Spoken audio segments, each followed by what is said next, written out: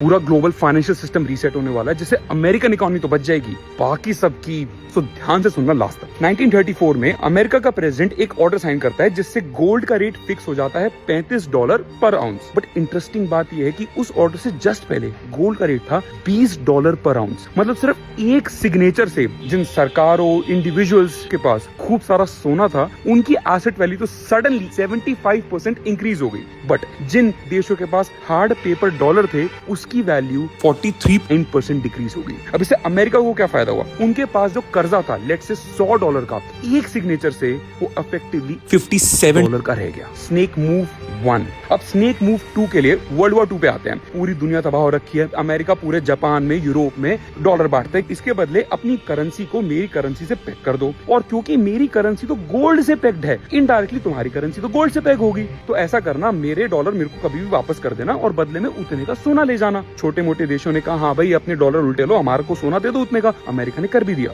Problem आई जब France ने सोना मांग लिया। इनफैक्ट एक ऐसा पॉइंट आ गया था जब अमेरिका का $60 बिलियन दुनिया में घूम रहा था, बट उसके पास सिर्फ $10 बिलियन के गोल्ड रिजर्व्स थे। और जब ये बात फैली तो ऑफ कोर्स क्रैश आने लग गया डॉलर के ट्रस्टवर्दीनेस में। तो उस स्टेज पे अमेरिकन प्रेसिडेंट एक फिर स्नेक मूव लेके आते हैं। आज से हम किसी का सोना वापस नहीं करेंगे। क्यों भाई? मेरा बैट मेरी बैटिंग, मैं नहीं कर रहा। अब इससे डॉलर की वर्थ और कम हो जाती है। फिर अमेरिका स्नेक मूव 3 निकालता है। वो पेट्रो डॉलर्स की डील साइन कर लेता है। ओपेक कंट्रीज को फोर्स करता है, आप कच्चा तेल सिर्फ डॉलर्स में बेचना। और क्योंकि कच्चा तेल सबको चाहिए, डॉलर ग्लोबल रिजर्व करेंसी बन जाती है। और this brings me to the darkest part of the video. 2025 में 30s का और 70s का वर्स्ट एक्यूमुलेट हो रखा है। अमेरिका पे कर्जा तो भाई बहुत ही ज्यादा, मतलब $37 ट्रिलियन, और वो बढ़ाए जा रहे हैं, उसकी अपर लिमिट बढ़े जा रही है। और दूसरा, डॉलर की कोई ट्रस्ट वर्दीनेस भी नहीं रह गई है। And that's where America will pull out the next snake move.